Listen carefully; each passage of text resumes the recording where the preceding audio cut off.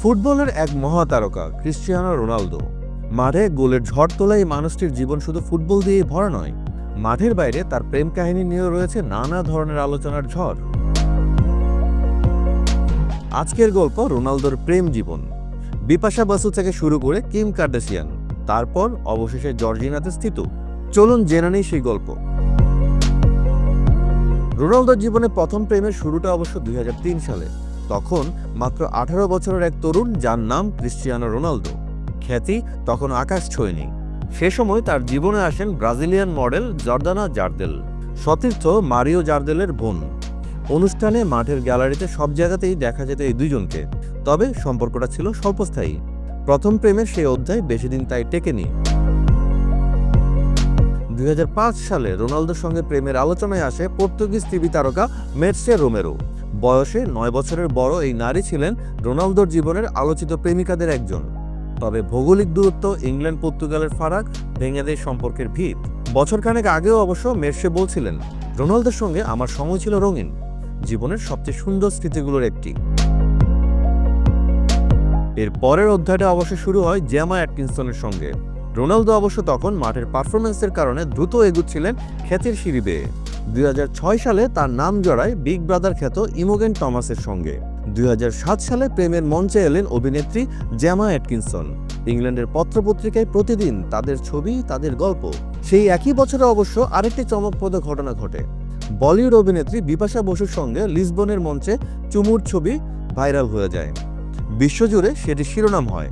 বিপাশা অবশ্য পরে বলেছিলেন, স্বপ্ন আমার সত্যি হয়েছিল। এরপরেই রোনালদোর জীবনে আসে হলিউডের গ্ল্যামার।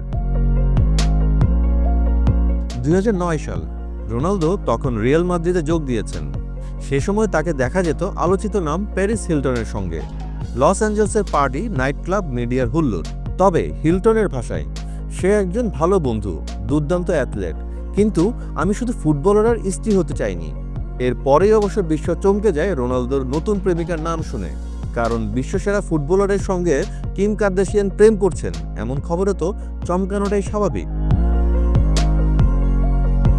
2010 সালে স্পেনে ছুটি কাটাতে এসে রোনালদোর সঙ্গে পরিচয় হয় আমেরিকান রিয়েলিটি তারকা কিম কার্দাশিয়ানের। মাদ্রিদের রাতের খাবার, চুমুর মুহূর্ত, সবই ধরা পড়ে মিডিয়ার ক্যামেরায়। যদিও সম্পর্ক এগোয়নি, তবুও সেই গুঞ্জন আজও আলোচনায়। তারপর এলো রোনালদোর জীবনের সবচেয়ে স্থায়ী সম্পর্ক, রুশ সুপার মডেল ইরিনা শায়েক। 2010 থেকে প্রায় 5 বছর দুজন ছিলেন একসঙ্গে। জনপ্রিয় ম্যাগাজিন ভোগের কাভারও শেয়ার করেছেন। রেড কার্পেটে ছিলেন সবচেয়ে গ্ল্যামারাস জুটি। কিন্তু শেষমেশ ভেঙে যায় সেই সম্পর্কটাও। এ বিষয়ে ইরিনা অবশ্য অভিযোগ করে বলেছিলেন, বিশ্বাসঘাতকতার শিকার হয়েছি। সম্পর্ক শেষ হওয়ার পর রোনালদোর জীবনে আসে শূন্যতা। তবে ইরিনার পর রোনালদোর জীবনে যোগ হয় আরও কিছু স্বল্পস্থায়ী নাম। এর মাঝে উল্লেখযোগ্য স্পেনের সঞ্চালক লুসিয়া ভিল্লালোন, তারপর 2014 সালে মিস স্পেন খ্যাত ডেজিরে কোর্দেরো।